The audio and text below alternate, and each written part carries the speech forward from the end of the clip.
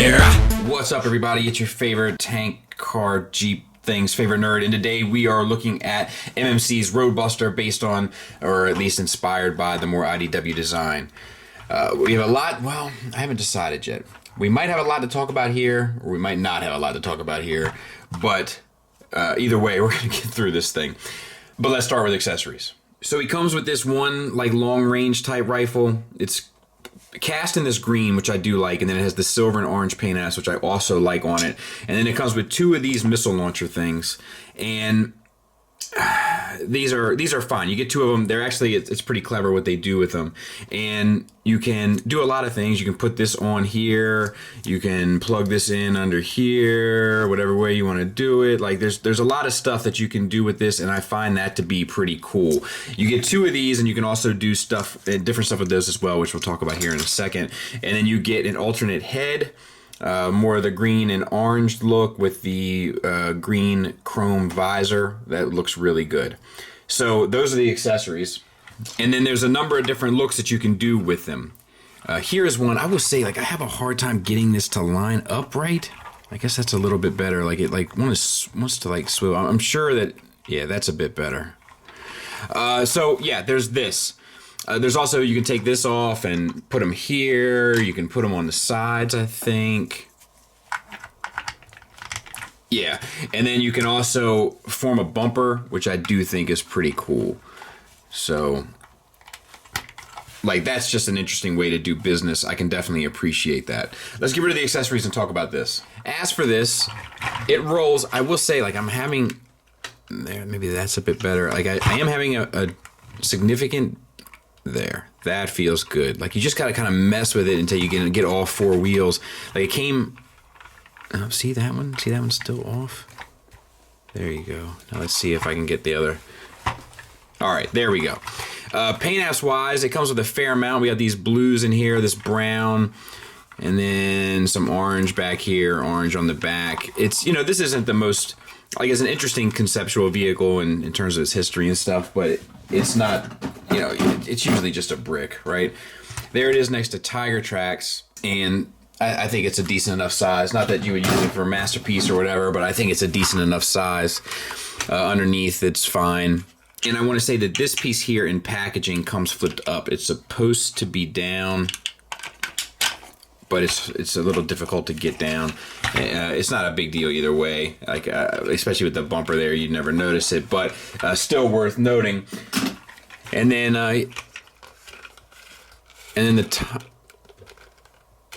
rubber tires, it feels like. Yeah, it's just a thin rubber tire. So that's cool. Nothing wrong with that. I got a little scuff on my brown plastic there. That's a bit of a bummer. Individual results will vary, obviously. But let's get them transformed so we can get into this. All right. So unplug these arms. Unplug this from the back and separate this piece from the legs, which then you can bring down. And we'll kind of do one at a time here. So straighten them out. Rotate this piece around. Wheels come to the outside. Straighten the feet. And then sandwich this on top of itself and sort out the feet, which are here and here. And I have to be mindful because in my head, I think this is the heel. Yeah, this is the heel and this is the foot, but in my head, it seems like it should be the opposite. And then you can turn that appropriately. So same thing for this side. We'll show from the underside this time, I suppose. Take this down, straighten it out. Rotate this knee piece 180, rotate this piece 180, and then straighten the heel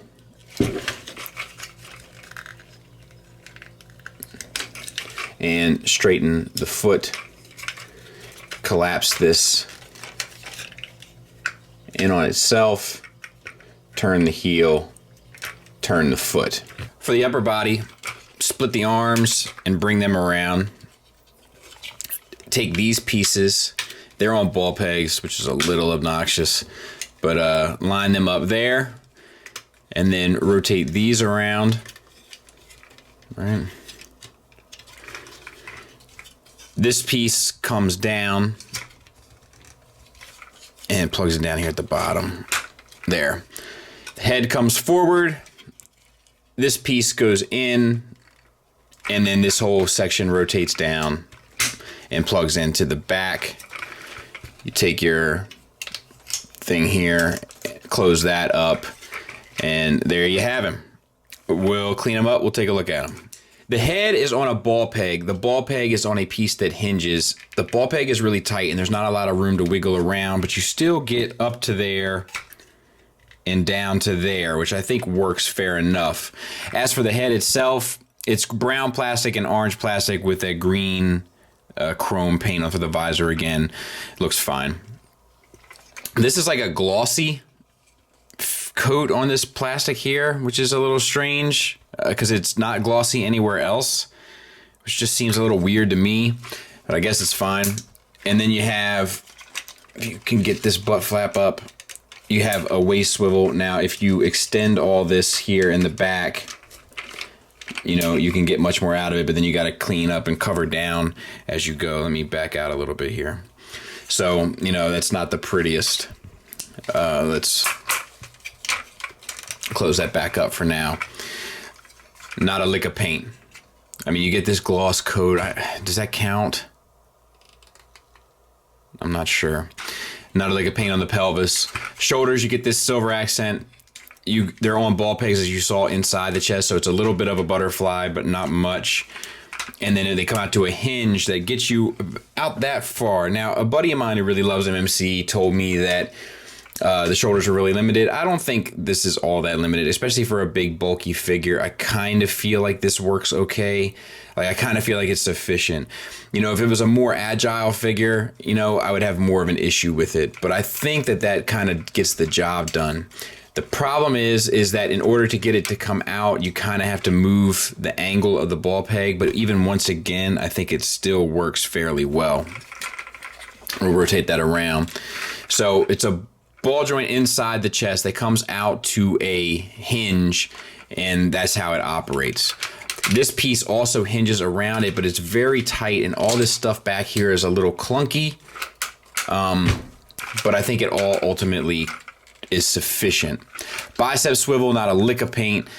Double elbow, double jointed elbow, not a lick of paint. Forearm, all this green stuff has no paint. Kind of period on the robot. And then you have the wrist, which are, I think, maybe on ball pegs as well, but no, maybe there's just a swivel. So you get a swivel, they all articulated, the thumb is on a ball peg there, and let's see if we can't. This piece here, you can actually cover down on the whole hand and make like a mace hand if that's your thing. It's not my thing, but if it's yours. And then you have all the other fingers on a base pin knuckle that goes through at the bottom, which is fine. No real issues there. All right, so that's how that works.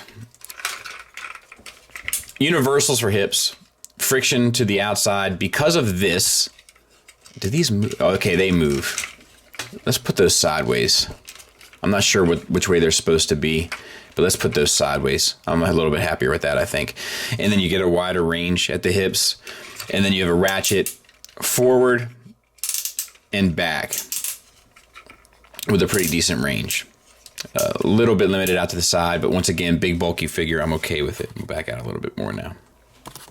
Not too much. And then thigh swivel, you also get a swivel at the calf, which is fine. No ankle swivel, so that's how your swivels work. And then you have a double jointed knee that gets you past 90 degrees. I don't like how that operates back there. And you have this orange paint that's applied to this brown. It's just hard to do, and it could have used a second coat. So there's that. A couple little accents there, but not a whole lot. And then you have ankle. Well, it's like a toe tilt really in the back, and a heel tilt in the back. And then you have the rocker. And that's this guy. We'll take a look at the back of the figure. It cleans up, I think, fine. The butt flap isn't the best, but I think it's okay. Size comparison wise, there he is with Springer and Impactor, so he's a big beefy fella, and he'll fit right in on your record shelf. Final thoughts wise, this is a hard one. There's something about this that doesn't really work. I'm going to try to articulate it. He's big and he's clunky, as he should be. The problem is that there's absolutely no grace to his clunk. So a lot of his big bulkiness does prohibit you from not only enjoying the figure, but making the figure perform. I feel like that is something that could have been rectified with a little bit more of an investment into the design. I feel like it needs a lot more paint. But there's something between the two. There's something about getting it, like having a hard time getting him to perform, and the lack of paint that makes this guy appear a little bit less than what he really is. He has a hard time getting out of his own way. Now, this is a thing that has been messing with me recently, you know, about MMC products, is that just as of late, I've just noticed there is this, I don't know if I want to call it corner cutting, but like there's definitely things where I look at and I'm like, man, this would have been better if they would have invested a bit more into it. Maybe as a result of investing a bit more into it, they wouldn't get as much on their investment initial, so they wouldn't get as much return. I don't know. It just seems like at some level, things aren't as great as of late as I've expected. Now, I say that to say this: I love Tarn, and I loved Overlord. Overlord was an older design, so that might be part of that, and Tarn just kind of works. This one just doesn't really have the playability, and the problem is that it doesn't really have the display presence either. There's just something about it that just seems weak. When you go to manipulate these shoulders, a lot of times the backpack will come unpegged from the base of the figure, or, you know, it's hard to get those pieces in the back that are on ball pegs to line up. Like,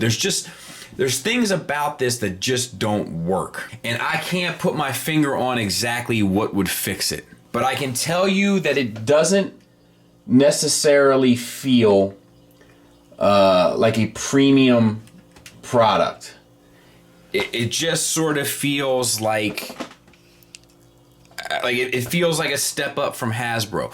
Like, I guess, like, if you were to look at, like, I don't know, take like the turtle figures, right? Like, if Playmates was Hasbro and SH Figuarts was Fanstoys or Takara or Maketoys, this feels like what NECA would feel like to the turtles.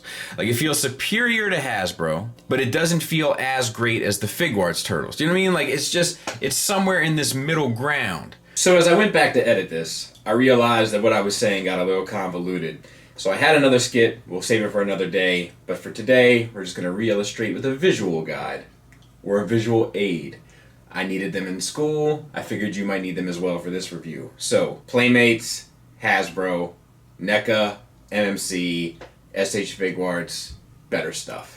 But there are some positives. I like the transformation. It's simple, it's fun, it's straightforward, it's easy to flip back and forth with no issue. I like the gimmicky stuff you can do with the accessories. I'm into that kind of stuff. The articulation, I think, works fairly well in terms of engineering and hardware. I'm not sure it works well around the engineering of the transformation, if that makes sense. He definitely has the size and sculpt looking good, but at $110, I'm not sure that that's enough to kind of cover the bases there.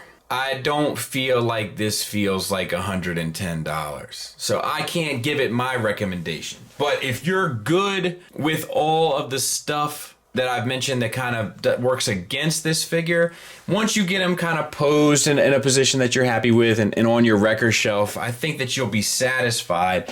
And if that's cool with you for $110, then, you know, then go for it. I don't know what's going on over there. I think that some of the problems is the way that they're doing these repaints, where I feel like they used to make a repaint that was like, look, we're nailing figure A and we're kind of do our best with figure B. And I feel like recently it's like they try to like walk this tightrope where instead of one being 100% and then the repaint being a 70%, they're both kind of at like a 78%. And I don't know if that's the way to do business. I don't know if this is $110, but the materials feel fair, the articulation works, the engineering doesn't work with the articulation as well as you'd like it to, but after some fiddling and mucking about, you can get it to go the way you need it to. The accessories are cool, the sculpt works, transformation's fun. This just has some issues getting around itself. And if you're good with that, I think you'll be good with this. I just think it's a bit pricey for what you ultimately get. So thanks for listening, thanks for watching, till next time, take care.